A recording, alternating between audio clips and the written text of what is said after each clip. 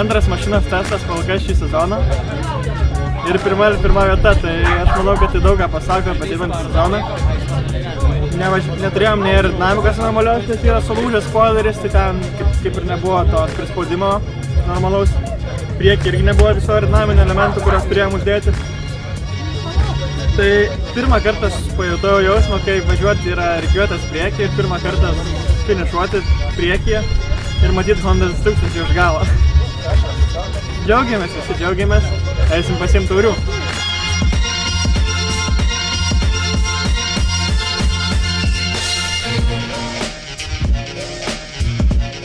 Toks rezultatas tai ypatingai dar džiugina ir nedžiugina, tai dėl to nes džiaugiuosi, dėl to nežinau, dėl ko tai įvyko ir ką mes darėm, bet biškį nuvargęs tai neparodo gal to.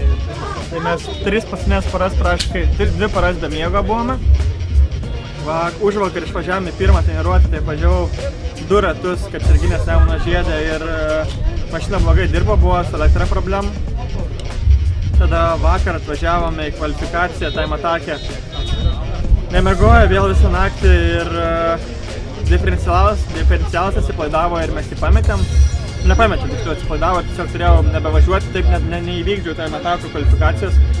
Tada iš tos nemigos ir iš to pavargimo ir nuovargio ir demotivacijos mechanikas nuopo po mašiną, priversdamas diferencialą. Absoliučiai neturėjom jėgų, nei norėjęs keisti, absoliučiai net galvojom, nebevažiuosim šiandien ir tiesiog galvojom, kad nebevažiuosim. Ir grįžom namo, nieko nebedarėm, atsibūdom 6 ryto, kažkaip sakom, ką darom.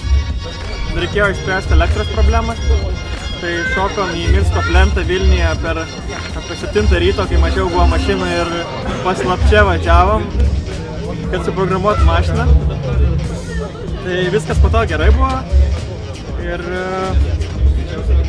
grįžom atgal į garažą ir turėjom antralo krauti, nes jau buvo pusė pirmos varžybos, tai pusė pirmos turėjom atvažiuoti čia.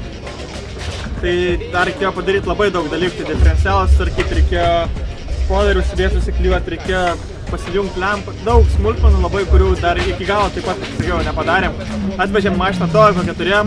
Pirmą kartą pamačiau pasilapas, kaip atrodo iš šono žiūrovų pusės, nes ten eilės pasirodo yra iki pat kelios pusės. Su tralu negalėjom užvažiuoti, jau galvojom, kad vėluojam į reisą. Tai nusikrovėm gatvėje automobilį, iš gatvės prieš eismą atvažiavom čia iki trasos, paprašėm organizatorių, kad per atsį įsileistų. Šiaip ne taip atvažiavom, kad čia dar patvarkėm, dasukom visus varžtus ir važiavom tada pirmą važiavimą. Tai pirmą važiavimą finišavom 3, o dabar finišavom 1 taip.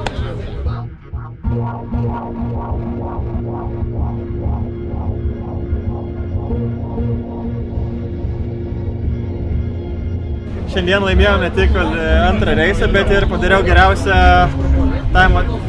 laiką per šią dieną. Tai gaila, kad nepraėjom time atako kvalifikacijos, būtume parodę kažką naujo ir būtume pasiėmę dar vieną taurę, manau, bet laukiam tas etapas.